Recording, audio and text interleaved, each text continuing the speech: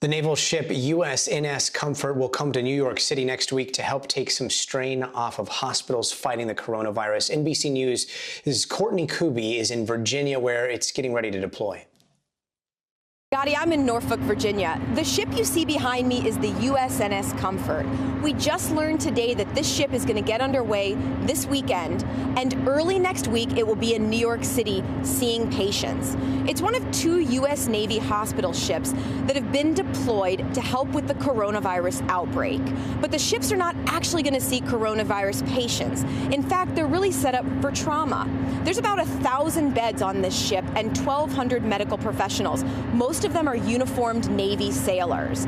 They will see the patients at the hospitals in New York City for the Comfort and in Seattle for the USNS Mercy. They'll see the patients that the hospitals there are just too overwhelmed to see. It'll be a hospital-to-hospital transfer, according to the Navy officials who we've spoken to here today. So patients will check in at their local hospital, and then they'll be transferred on to the USNS Mercy and to the USNS Comfort behind me here. The question we've had for Navy officials today is, how will they mitigate the possibility that coronavirus could be transferred to the medical professionals?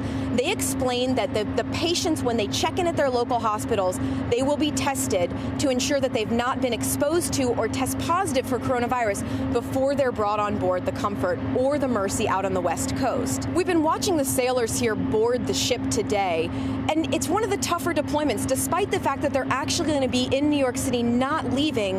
One reason that this is difficult for the sailors is they don't know how long they're going to be underway. But the sailors we're talking to here, their morale is high. They just got back from a deployment, many of them about 4 months ago, to Central America. And they're excited to see their friends. We spoke with one nurse who's here today saying it's sort of like coming home again. Despite the fact that they don't know how long they're going to be gone from their families, they're really ready for this mission. Gotti? New Orleans is fast emerging as the next coronavirus epicenter. Louisiana has had the highest growth rate of coronavirus cases in the world, now with over 2,300 confirmed cases and over 80 deaths. Its biggest city, New Orleans, accounts for nearly 70% of cases. NBC News correspondent Blaine Alexander has the latest. Well, Gotti, I'm here in New Orleans. I'm standing in the middle of a very empty, almost eerily deserted Jackson Square. This is part of the French Quarter. The famed Café du Monde is just a few feet away.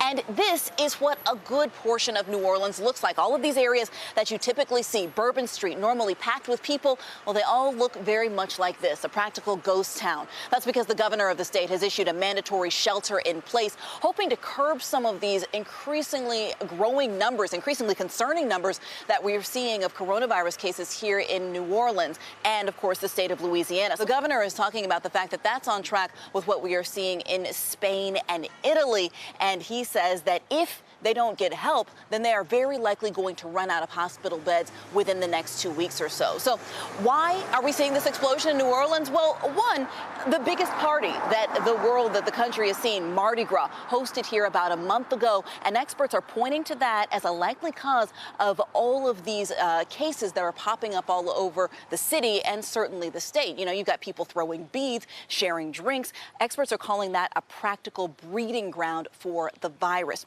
So we now know that across the state and here in New Orleans, they're working on contingency plans for when the hospital beds inevitably run out. They're working on plans to house as many as 3,000 people in the convention center nearby. They're also working to get homeless people off the street, to pick them up, take them to shelter. A lot of things are going on. Now, I talked with the mayor yesterday, and I asked her, what specifically does the city need? In addition to the fact that just like everywhere, they're in need of PPE, they're in need of hospital beds, you have to look at New Orleans and its economy. It's built largely on the hospitality industry. So a lot of the hotels, a lot of the restaurants are having to shut down. That means people are out of work. So the mayor told me that because of that, we are seeing the food pantries here going dry. So she's asking for more resources to help restock that as they prepare for this to continue and, unfortunately, the numbers to increase likely in the days and weeks to come. Gotti. More than 8,100 people have died from the coronavirus in Italy. Sky News chief correspondent Stuart Ramsey reports from inside Bergamo.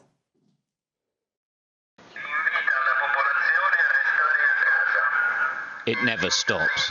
They're telling people to stay indoors.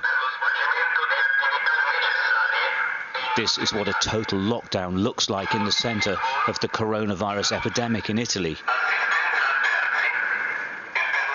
This is Bergamo, the dead centre. It's quite scary. You don't really get used to it. It is apocalyptic, and of course here they're calling it the apocalypse. It doesn't feel that life here will ever be the same again.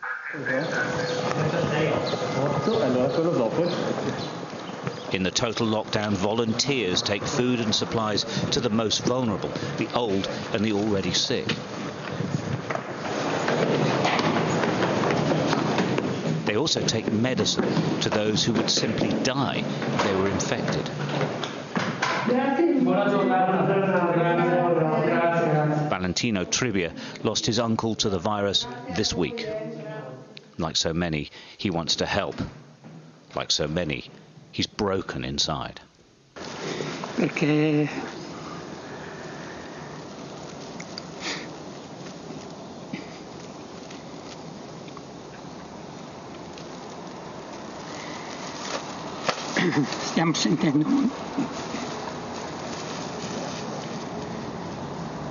stiamo sentendo molta gente che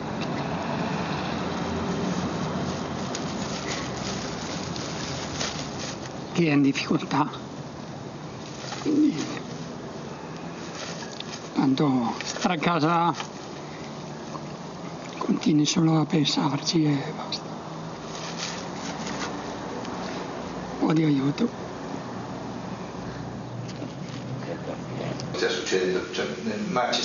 The mayor, Giorgio Gori, who brought his daughters home from the UK so they could live under the lockdown in Italy because it's safer, is working 20 hours a day.